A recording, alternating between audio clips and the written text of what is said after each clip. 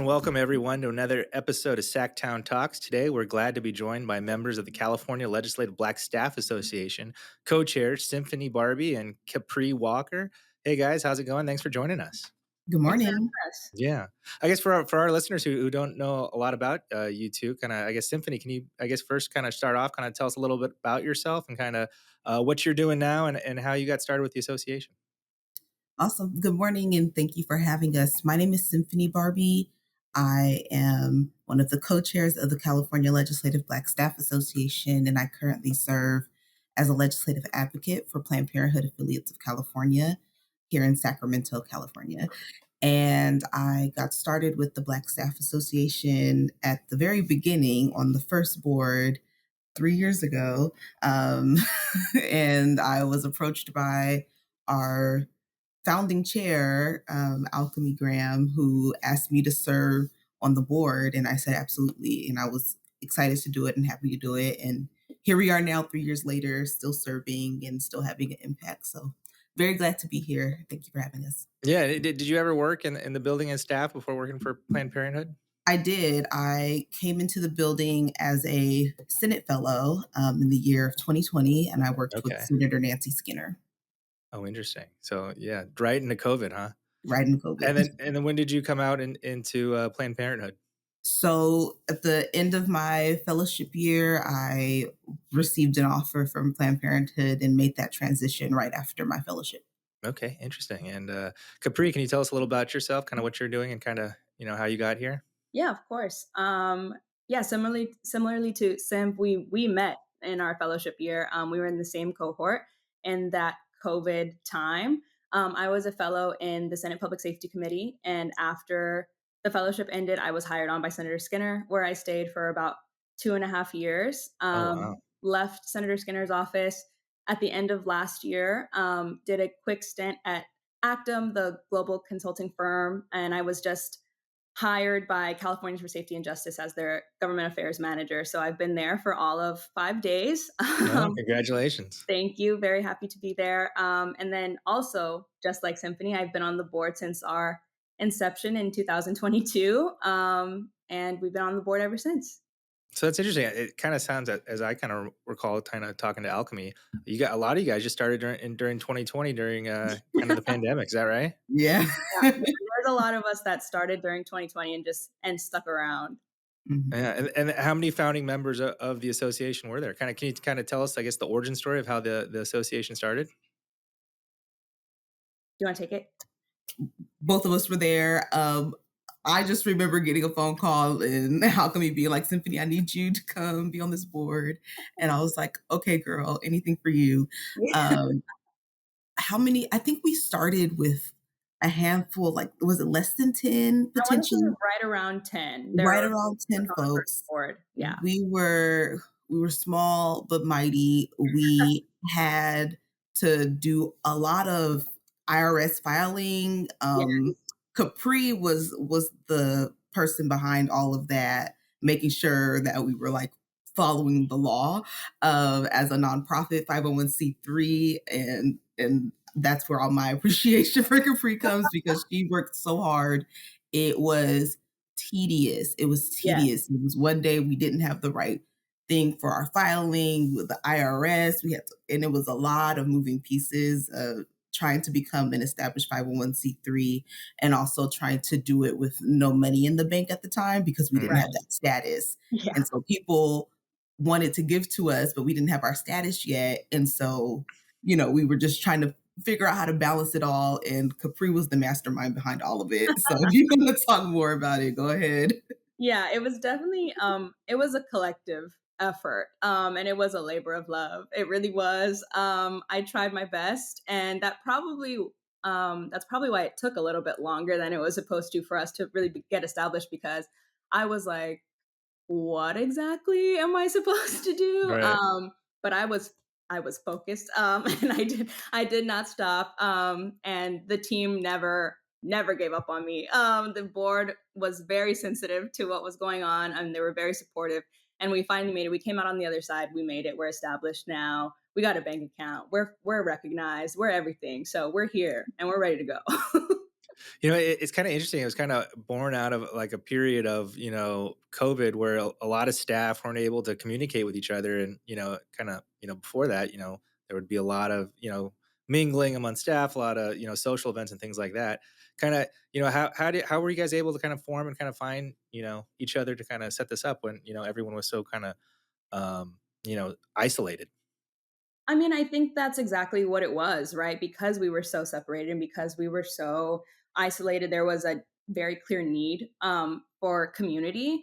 And so CLBSA was formed through the merging of two past um, iterations of a Black Staff Association. And when those two kind of melded together, we were born as CLBSA. And I think it came at such a critical time where people really needed to be around one another. And I'm happy that we were able to show up when we were needed. Yeah, like you guys, have transitioned pretty quickly from, being staff fellows to kind of, going out on your own in the kind of the private sector or the nonprofit sector. Can you kind of talk to us kind of like how the mentorship of the association, some of the like policy boot camps, mentorship programs kind of help you kind of get where you are today? Yeah, I'm happy to talk about that. Mentorship is a big part of my story and my journey in the Capitol community. Even when I was in Senator Skinner's office, I had a very amazing chief of staff who was a mentor to myself and was the reason why I ultimately came to where I came, because she encouraged me to make connections outside of the building. She encouraged me to market myself and to network, and she instilled that into me in my fellowship year. And that was just really that was a pivotal moment for myself. That mentorship, along with others that I have come across, other Black women that I've met who are also third house, who are advocates, who are lobbyists. We have been in communication. They have mentored me, and they do it so selflessly, and they have set a standard for myself and for other young Black staff around the Capitol that when you start to move, you don't move alone. You create opportunity and you create spaces for others to move and grow with you. And so that's why at CLBSA we are so heavy on mentorship. It was one of the first things we were able to do as a new board, and we just celebrated a class of mentors and mentees this year for Black History Month. We were able to recognize folks who took the time out of their schedules to meet on a recurring basis with interns, with current staff, with fellows, and they got together in their own way and created a rhythm that worked for them. And to this day, we have folks that are saying, "Oh, I still chat with my mentor. We are still cool. We still talk. They're giving me insight on this. They're connecting me with different opportunities, even after the timeline of our program was over." And so we're just very, very big on mentorship. It is one of our key goals and something that we've been striving to do since we started. Right. I guess kind of one interesting thing is like, both of you guys started as fellows. Kind of what's the current crop of fellows and kind of, is there a new kind of I guess a new group of fellows coming in from the Black community that, we didn't see, 10, 15 years ago. Yes and no, right? I think that's something that we are trying to work on as time passes. During our fellowship, I think there were six of us. There were about six Black fellows, and in the Senate fellowship, at least. I'm not sure about the Assembly fellowship. And we were And really and excited. how many total fellows are there? Aren't there only like 18, I believe. 18? So that's a pretty good number out of 18, right? So we were really excited, when we first met on Zoom and all of our Zoom boxes popped up, Mhm. and it was a really good feeling, really exciting. And then the next year, I believe the number dropped slightly, and then this year it dropped again. So it's something that is not as consistent as we would hope. Mhm. And it's definitely a goal that we need to work towards. And we are lucky to be in great partnership and great standing in our relationship with the fellowship program directors and the Senate diversity, equity, inclusion officer. I believe that's Jamie's new title. Jamie Taylor was our fellowship director, and he just made the transition back to the Senate as their diversity lead. And so we have, a fantastic relationship with him. And I think the staff association is really trying to lean on our partnerships with these folks, so that we can continue having new Black fellows come into the program and stick around. Yeah. Can you each kind of tell us a bit about kind of your background, where you guys grew up and kind of went to school, and kind of what led you to apply to be fellows? I could start. I am from Sacramento, California. Surprise, surprise. I'm a hometowner. So Sacramento, South Sacramento specifically is where I'm born and raised.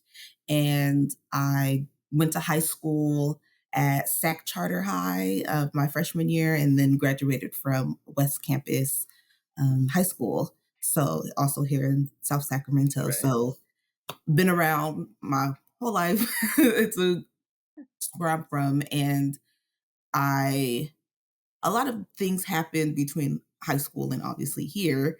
One of the things that happened was I got involved in an internship program called the California Center for California Studies at Sac State, and they had an internship program at the state capitol where they took high school students and graduating seniors to the Capitol for a few weeks. And I was able to intern with Senator now Pro Tem Mike McGuire. And at that time, he had a fellow. And that's how I learned about the fellowship program. I followed this guy around. His name is Buck. And I followed him Oh around, yeah, learned about the daily file, learned about the morning report and all that stuff. And I was, just in that office and exposed for a few weeks. I remember watching Floor Session, and I was like, oh, okay, cool. This is very convenient because I'm going to Sonoma State as a political you science. left Sacramento? I left I didn't Sacramento. see that coming. I thought for sure you were gonna say I went to Sac State. No, I didn't go to Sac State. I Okay. went to Sonoma State, which happened to be the pro tem's alma mater. And so it all just kind of worked out that way. Went to Sonoma State and did 4 years there. At the end of my junior year, I was presented an opportunity to go intern again, but this time in Washington, D.C. And so I interned as a Panetta Institute congressional intern Okay, for nice. Congressman Ami Bera. Mhm. Did that for a few months. That's right before COVID began.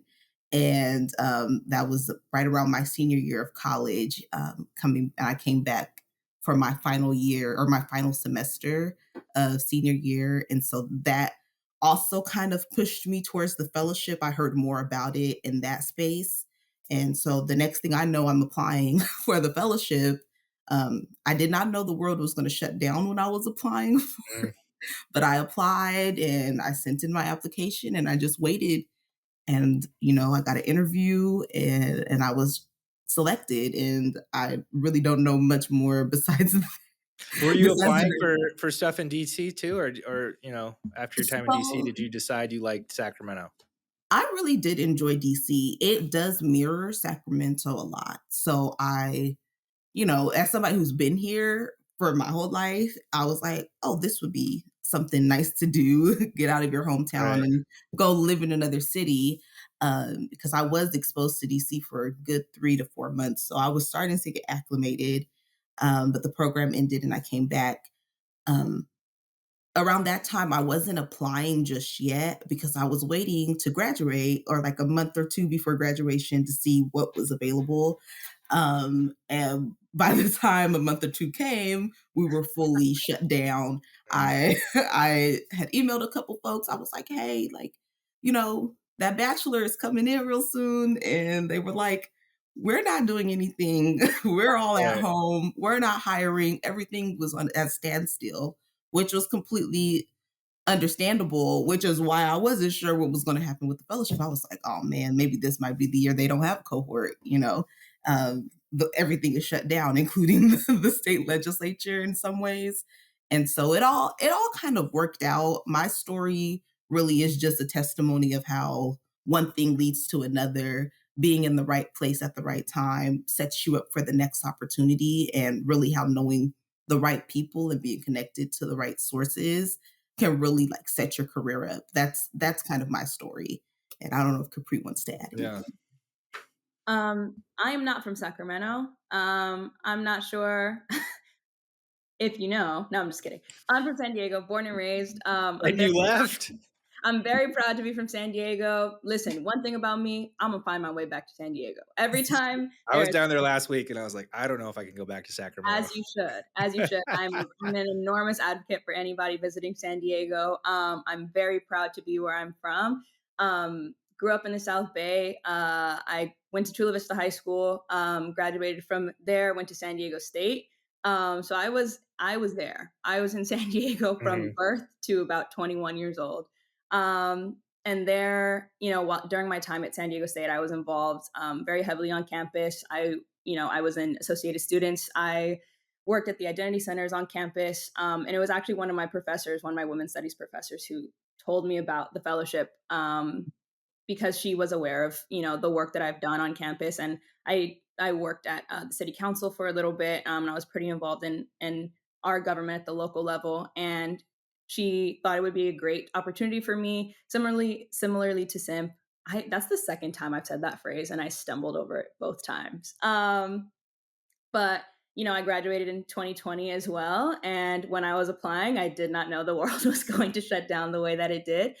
Um, but in terms of after I was accepted into the fellowship program, I moved up here anyways. So I moved up in October of 2020 in the fall when things were still closed, Mhm. which is why I think I did not have the best relationship with Sacramento at first. Me and Sac, we didn't vibe very well. Me in the city, but I stuck it out, stuck around, and now we're friendly. We're friendly. Me and Sac, we're enjoying one another a little bit more. The week of 115 didn't get you to pack your bags, huh? Not yet. Not Wow. yet. I don't know. The reason she's staying, I will not let her move back. That's true. That is true. Capri and I If have you see become me around, enemies. You know they have district jobs, right? yeah. No, do not say. We have become so close as friends, and now I'm like, I don't care that you're from San Diego. We have less traffic here, so get with the program. That's That's true. funny. Yeah. So I don't know. You guys talk about mentorship a lot and kind of how important it was to guys get you go there. Can you kind of talk about your mentors and kind of help how they guided you and helped you kind of get you where you are today? I'm happy to start. Shout out to my mentor, Leah Barros. She is one of one of my mentors. She's been rocking with me since my fellowship, really. So she's seen a lot of different versions of Symphony. She's seen me grow in my career. Um, she is somebody that I look up to. She is a Black woman who is in third house with her own business and is killing it. She's just doing things that I aspire to do. And so I, feel proud to be around her and to like impart from her wisdom, from her knowledge. She has definitely encouraged me and helped me, just learn the way that Sacramento works. And she really does help with the imposter syndrome that can come as a young Black woman in this space that is not filled with young Black women. And we have to learn how to navigate it a little bit differently. She's also there to be like, Symphony, don't do that again. Learn from your mistakes. And I appreciate all of it because we're young, we're learning. And so she's one of mine. And I have several others who, again, it's such a selfless act to mentor someone. And there are many others that do that for me. If I ever have a question, if I ever have a need, they are just there. But she's one that's been around for a while, and I really appreciate her for that. Mhm.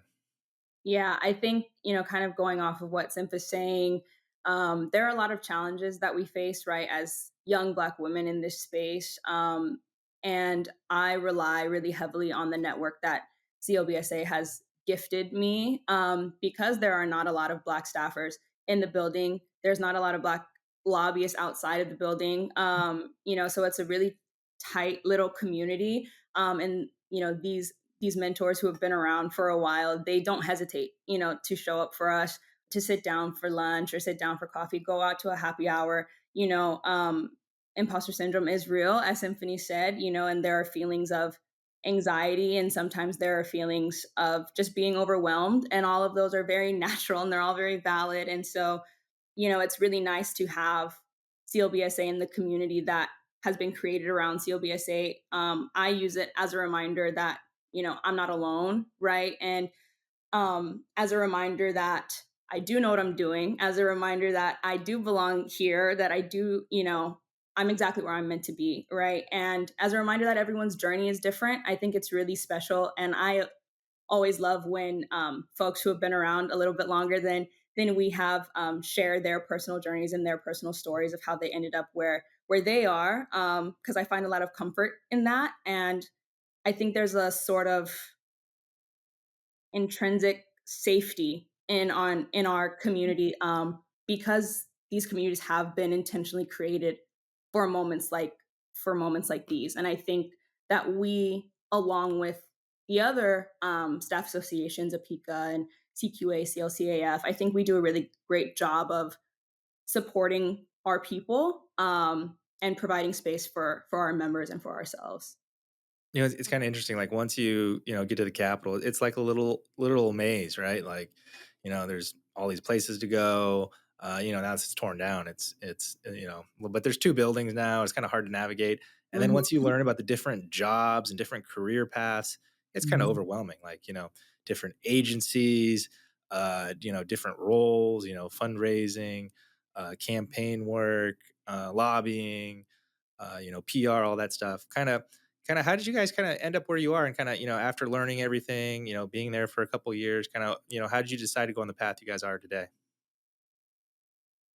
I think with my fellowship experience, I was exposed to a super powerhouse in the Senate, Senator Skinner.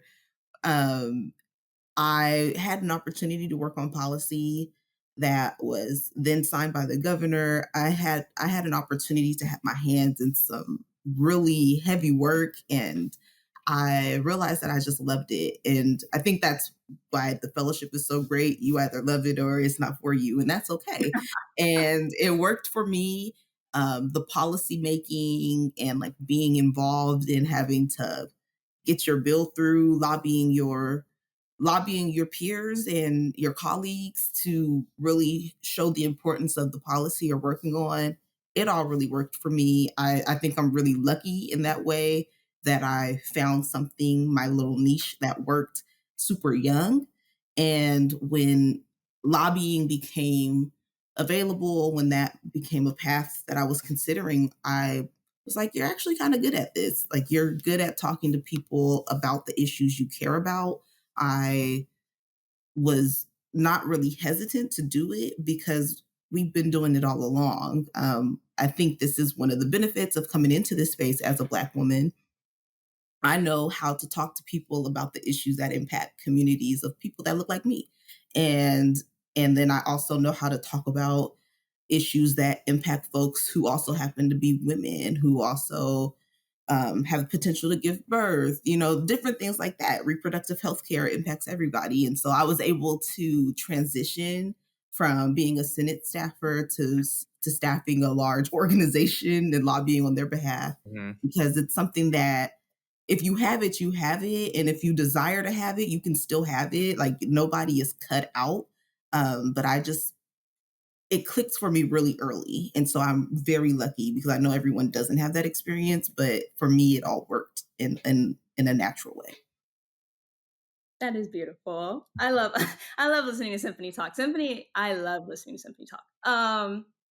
Yeah, I think for me, I've always just tried to remain really open to what is coming towards me. I'm a really big believer in what is meant to be for me will not pass me, and it will find me, regardless. And as long as I hold true to my values and my morals, like I'm really a big pillar of,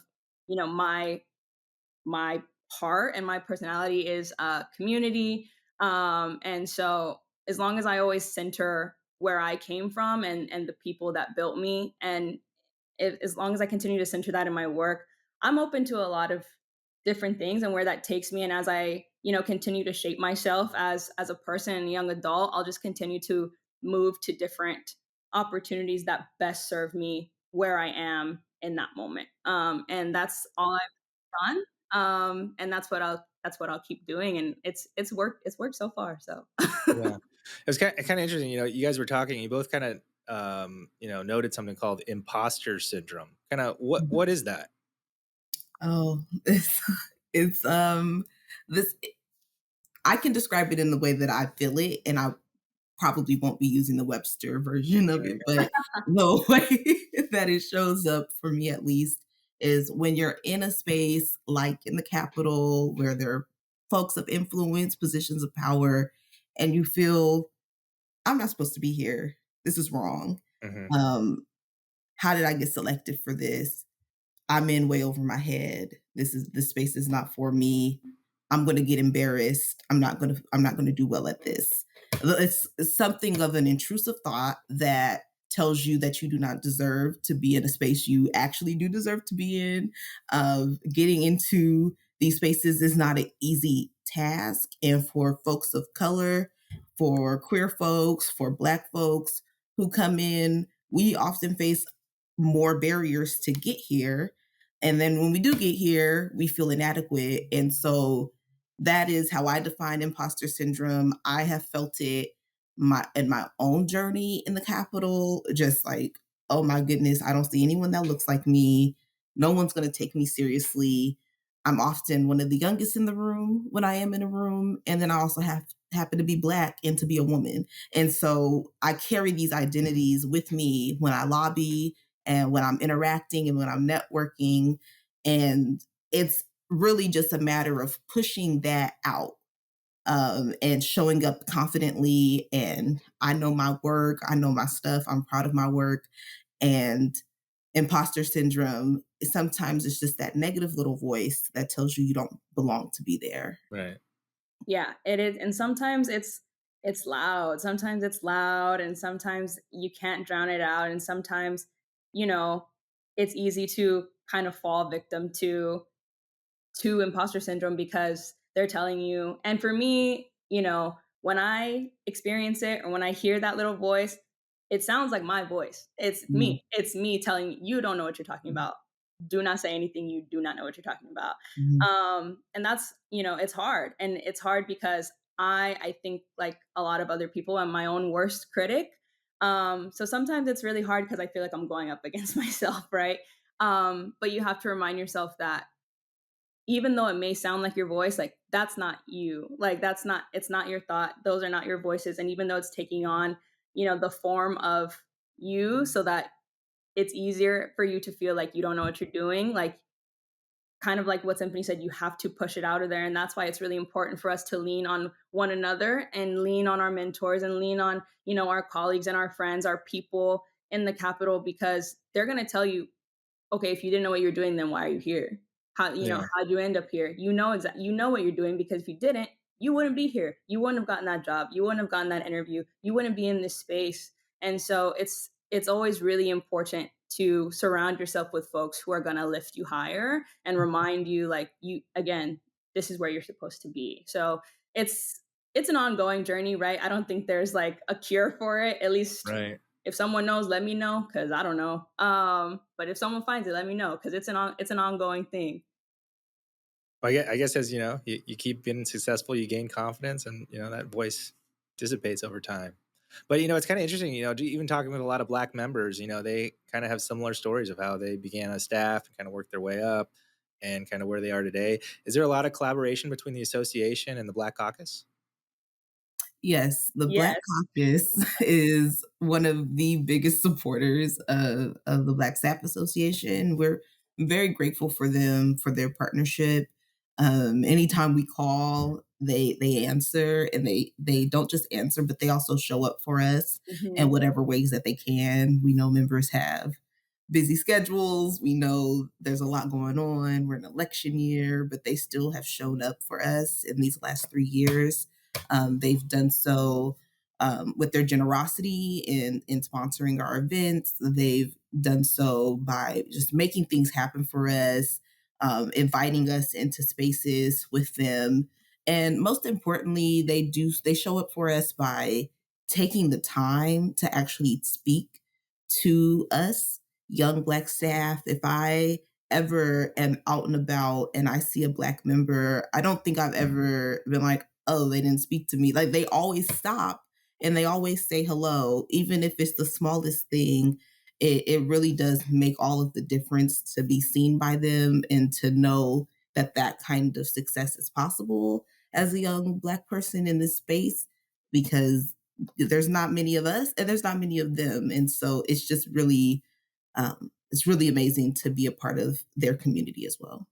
Yeah, the Black Caucus continues to show up for us. I think, our relationship has only gotten stronger this year. The caucus has sponsored all of our events to date, and they always do it at the top level, which, means a lot to us in more ways than one.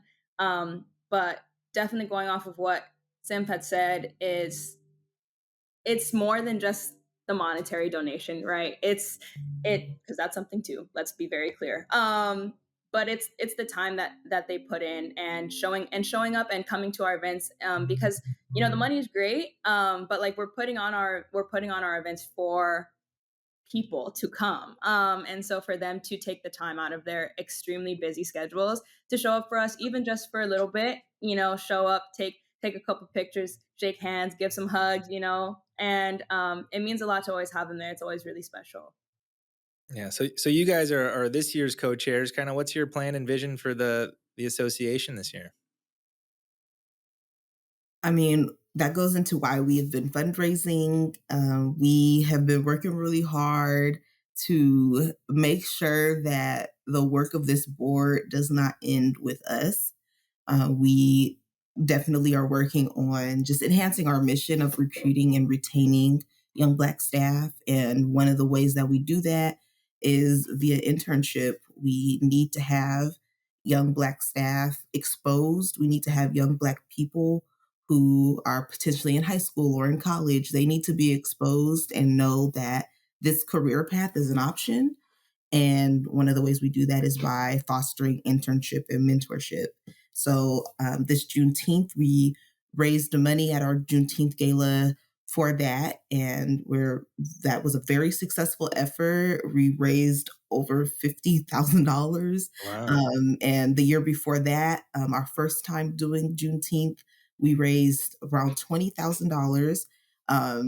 And what we're doing here is we want to be able to have folks come in and be paid for Mhm. their efforts, for their work as interns in the Capitol. And so now that we have some funding, and now that we have a path and infrastructure to support young people, that is the plan. That's what our efforts will be going to in the near future. Yeah, you guys were just talking about the Juneteenth Gala. Can you give us a little recap about that? Oh, it was fantastic. It was fantastic. It's always so incredible to see it come to life because we work on it for so long. And then when it comes to be, it's always like really, it's almost magical in a way to like see it all just come to life. It's definitely a labor of love from the whole board. We sold out this year, which was really exciting. I think our cap was like 300 Where was it tickets. at? It was at the Elks Tower, very Okay. close to the Capitol. Yeah. And like Symphony said, we raised north of $50,000, and that was through our incredible sponsors. That was through all of our people showing up for us, buying tickets, donations, and it was really fantastic. We had a lot of members in attendance, not just from the Black Caucus, but just across the legislature. They showed up. They showed up after like another event. They came over because it was still going, and it was just really fantastic to be in that space with everyone and celebrating it, because I think it's really important. We're doing something really unique here by highlighting Juneteenth and the importance of that holiday and that history. I think sometimes when folks think about Black history, or traditionally when Black history is studied, it's often very sad, and you leave feeling very, you know, very upset, very furious. And while there is tragedy in that history, right? We're not taking away from that. Like we're not just our tragedy. Like there's room to celebrate, and there's room to come together and be joyful. And I think we're doing a great job of highlighting that day, and making sure that we provide space for folks to come together and live. And is that, I guess, going to be like an annual event? Or are you guys planning a couple other big events throughout the year, or what's the social schedule coming up for this year? Juneteenth is definitely a highlight of the year in the Capitol. I really love the way that people have embraced Juneteenth, from all cultures. I think that's such a beautiful thing, and I just love that we're all celebrating together and that we have opportunity to do that. We have definitely talked about making this a every year thing. Now that we've done it twice in a row, I think everyone's expecting that, and we aim to please. But yeah, that's something that we want to build an infrastructure to keep it going every year.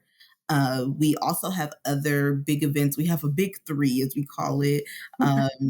We start the year off with Black History Month planning. So the month of February, we have programming throughout the month, and we usually wrap up with a big celebration at the end of February to celebrate Black History Month.